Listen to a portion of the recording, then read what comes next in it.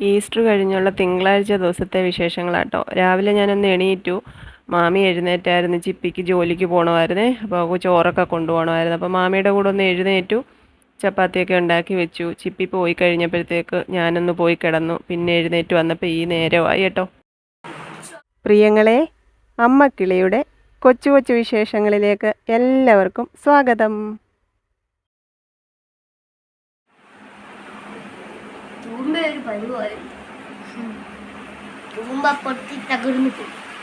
ചെടി നട്ടോ ചേ?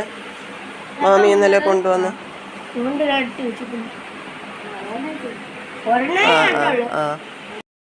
ഞാൻ മാമിയുടെ കൂടെ എഴുന്നേറ്റ് വെറുതെ കൂട്ടിയിരുന്നേ ഉള്ളു കേട്ടോ. ചപ്പാത്തി ഉണ്ടാക്കിയതും പൊതി കെട്ടി കൊടുത്തതും ഒക്കെ മാമി തന്നെയാണ്. പിന്നെ ഞാൻ പോയി കിടന്ന സമയം കൊണ്ട് മോനുകുട്ടനും കൊച്ചോളും മാമിയൊക്കെ കൂടെ ഇറങ്ങി മുറ്റത്ത് കുറേ പോച്ചയൊക്കെ പറിച്ച് വൃത്തിയാക്കി. പിന്നെ ഞാൻ എഴുന്നേറ്റ് വന്ന് ചപ്പാത്തിയും ചായയൊക്കെ കഴിച്ചു, മരുന്നൊക്കെ എടുത്ത് കഴിച്ചു. നമ്മൾ കഴിഞ്ഞ ദിവസം ഓമയ്ക്കൊക്കെ അടത്തിയിട്ടുണ്ടായിരുന്നേ, അത് മുറിച്ച് തന്നു. അപ്പോൾ ഞാനതും 2-3 കഷ്ണമൊക്കെ കഴിച്ചു. മുത്തും അപ്പോഴാണ് കഴിച്ചത്. അപ്പോഴത്തേക്ക് ഒരു 11:30 ആയി. ഞങ്ങൾ ദേ അമ്മയുടെ അടുത്തോട്ട് വന്ന അവിടെ ചക്ക വറക്കൽ നടക്കുകയാണ്. പിന്നെ മാമി വന്ന് കുറച്ച് വറുത്തൊക്കെ കൊടുത്തു. ഞാൻ കുറച്ച് വറുത്ത് വെച്ചത് എടുത്ത് കഴിച്ച് സഹായിച്ചു. അപ്പോഴാണ് അപ്പു വിളിച്ചത് മുത്തിനെ കേട്ടോ. കുറേ മാങ്ങ പറിച്ച് വെച്ചിട്ടുണ്ട്, എടുത്തുകൊണ്ട് പോയി അച്ചാറിടുക എന്ന് പറഞ്ഞു. അവൻ അങ്ങോട്ട് പോയേക്കുവാണ്. ഭയങ്കര തലവേദന.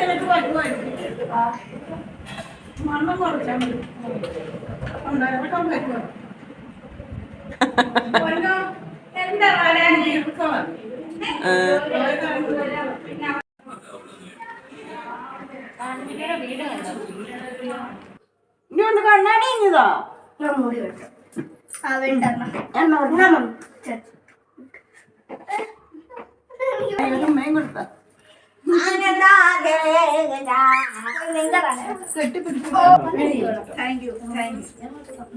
ഇതിന്റെ ബില്ല് ആര് കൊടുത്തു? ഇതിന്റെ ബില്ല്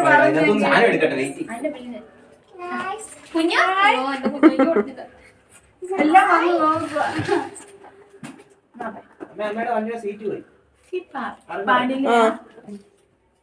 എന്തോ സീറ്റിന് കുഴപ്പം.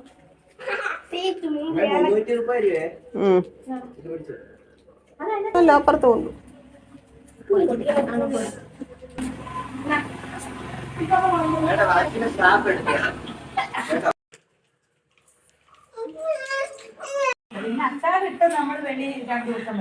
പിന്നെ ഞാന് ഇന്നലെ ചക്ക, ഇന്നും മാങ്ങ. രാവിലെ ചക്കയുടെ സീസൺ കഴിഞ്ഞു. കാണിച്ച്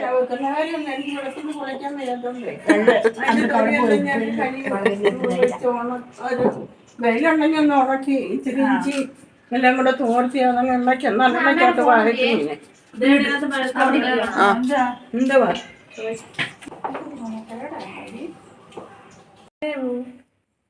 അങ്ങനെ ഒരു കാര്യം കുഞ്ഞിനെ അറിയത്തില്ല, പറയാനും അറിയത്തില്ല.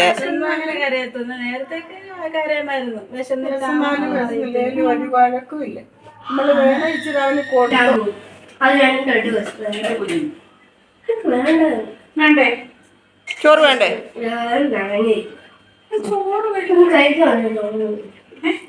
ചോറ് പറയുന്നേ.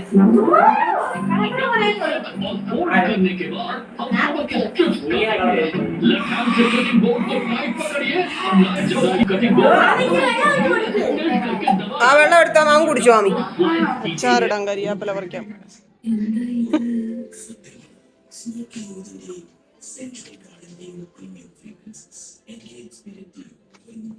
ഒരു തണ്ടൂടെ ഇടിക്കോക്കൾ. പിന്നെ വേണമല്ലോ.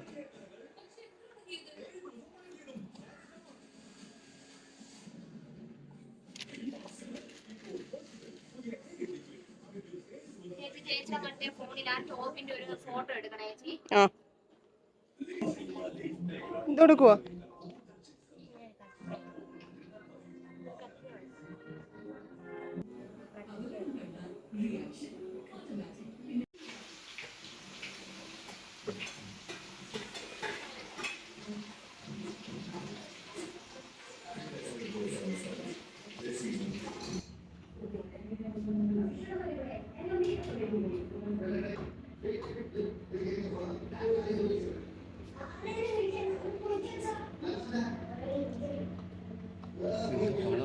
ഫോണിൽ കളറാ കുഞ്ഞോ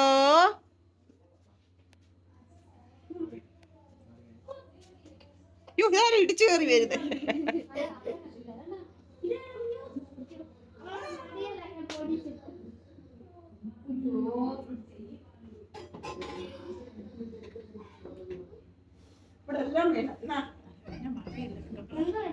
കുറച്ചേരം എടുക്കും.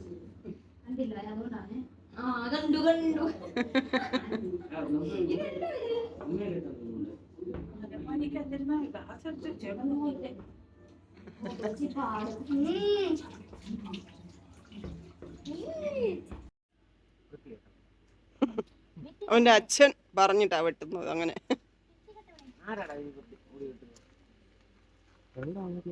അതുകൊണ്ട് അതെല്ലാം പഴുത്ത് നിൽക്കുന്നുണ്ട്.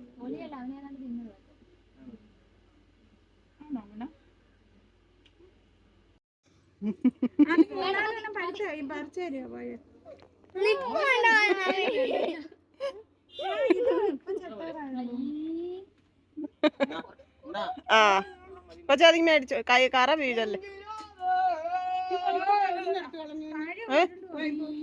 പൈപ്പ് മേളിലേ പടഞ്ഞിരിക്കുവായിരുന്നു ടെറസിന്റെ മണ്ടേ. പഴുത്തോ അത്?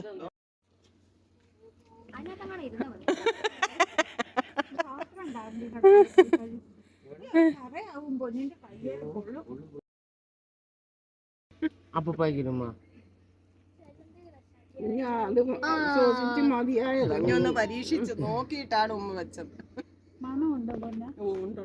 മൂക്കൊക്കെ തുടങ്ങി.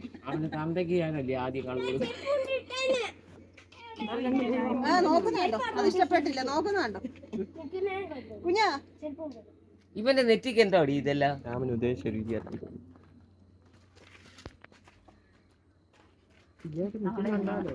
സാറിന് ഒറ്റയ്ക്ക് നിൽക്കാൻ അറിയാവുന്നവരാണ്. അങ്ങോട്ട് പോയി. അതാ പറഞ്ഞേ തൂത്തന്ന്. ആ ആ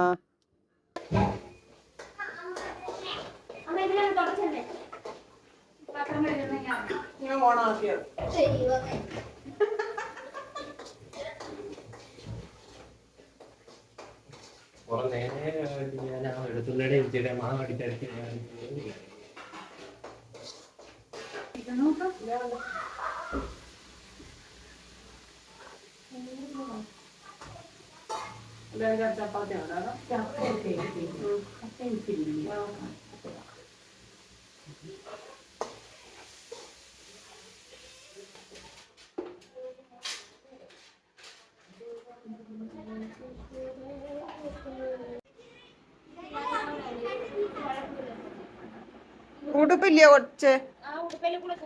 അയ്യോ കുഞ്ഞിനെ കൊതു കടിക്കുമല്ലോ. അവളെ വിളിച്ച് പറ ഒരു ഉടുപ്പ് എടുത്തോണ്ട് വരെ. ജാനി എന്തിയേ? ജാനി എന്തിയേ?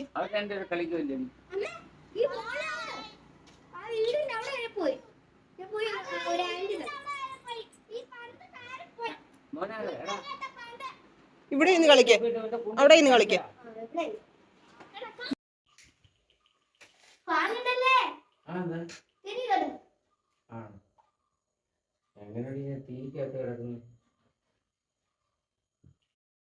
അമ്മയുടെ അടുക്കൽ നിന്ന് മാങ്ങയൊക്കെ അരിഞ്ഞുകൊണ്ട് വന്ന് മാമി അച്ചാറൊക്കെ ഇട്ട് വെച്ചു. മുത്തിന് കൊണ്ടുപോകാനാട്ടോ. ഞാൻ കുറച്ച് എടുക്കും, അത് വേറെ ഒരു കാര്യം.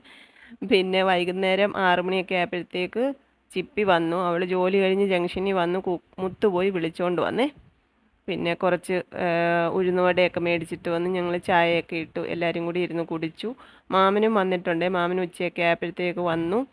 പിന്നെ ഇനിയിപ്പോൾ ഞങ്ങൾ ഇന്ന് ഇവിടുത്തെ പ്രധാന ദിവസമാണ് പടയണിയുടെ. അപ്പോൾ പടയണി കോലം ഒന്ന് കാണാൻ പോകണമെന്നുണ്ട്.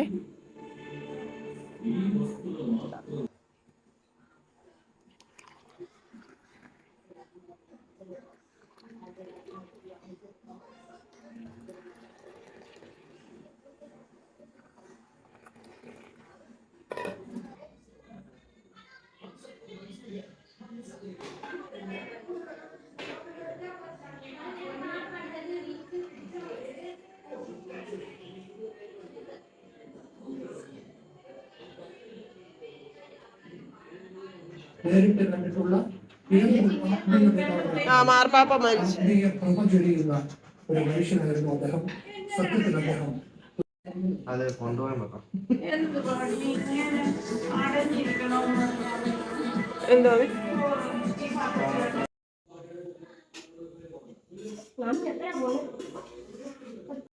9 മണിയൊക്കെ കഴിഞ്ഞപ്പോഴത്തേക്ക് അത്താഴമൊക്കെ കഴിച്ചു. 11 മണിക്കാണ് കോലം വരുന്നത്. അപ്പോഴത്തേക്ക് അങ്ങോട്ട് പോകാം.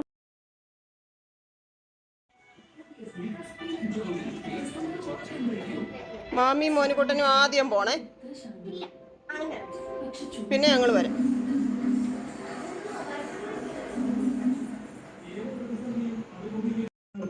അയ്യോ കഴിഞ്ഞില്ലയോ ഒരുക്കം? ആ പോവാം.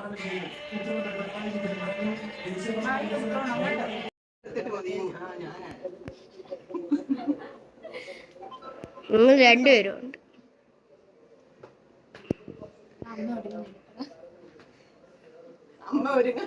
അമ്മ ഒരുങ്ങാൻ എടുക്കാൻ പറയുമ്പോ കൊച്ചുമോളെ ഫോക്കസ് ചെയ്തോണ്ടി.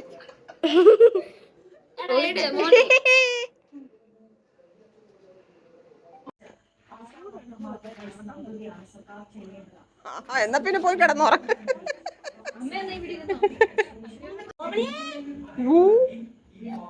എന്തോ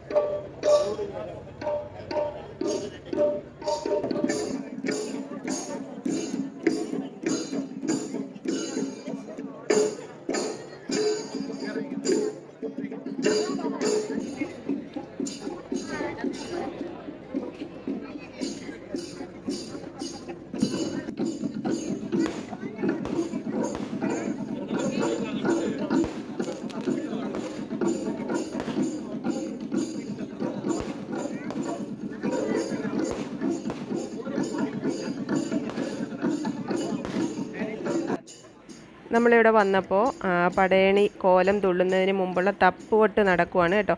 അപ്പോൾ കഴിഞ്ഞ വർഷത്തെ വീഡിയോയിൽ ഞാൻ പടയണി ഗ്രാമത്തിൽ പോയി കുറേ വീഡിയോ ഒക്കെ എടുത്ത് ഇതിൻ്റെ ഐതിഹ്യമൊക്കെ പറഞ്ഞ് വീഡിയോ ചെയ്തിട്ടുണ്ടായിരുന്നു. അപ്പോൾ അതൊന്നും കണ്ടിട്ടില്ലാത്ത പുതിയ ആൾക്കാരൊക്കെ ഉണ്ടാവില്ല, അവർക്ക് അറിയാൻ വേണ്ടിയിട്ട് ചുമ്മാ ഒരു കുറച്ച് കാര്യങ്ങൾ അറിയാവുന്നത് പറഞ്ഞുതരാം കേട്ടോ.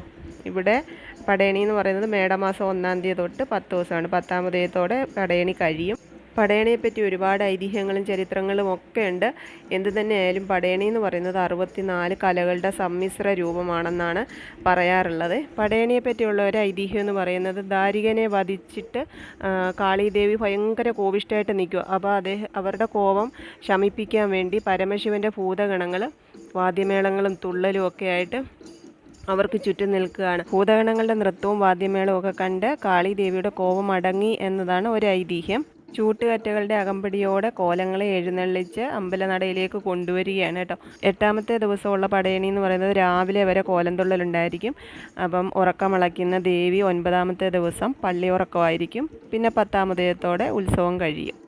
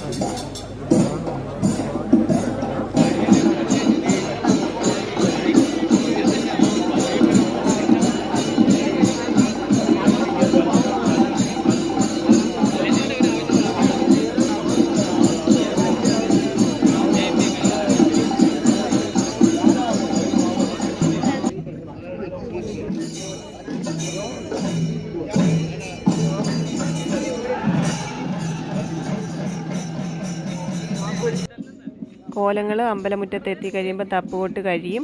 പിന്നെ താവടി എന്ന് പറയുന്ന ചടങ്ങാണ്. അത് കഴിഞ്ഞ് പരദേശി വരും. അങ്ങനെ നീണ്ടു പോവും. നേരം പുലർച്ചെ വരെ ചടങ്ങുകളാണ്. ഞങ്ങളൊരു 1:30 വരെയൊക്കെ അവിടെ നിന്നു. കുക്കും ജാനിക്കുട്ടിയും കുഞ്ഞോനും ഒക്കെ ഉണ്ടായിരുന്നു. അവർ ആനക്കൊട്ടിൽ ഇരിക്കുവാണ്.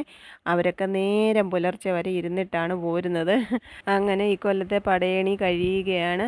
നമ്മൾ നേരെ വീട്ടിലോട്ട് പോവാണേ.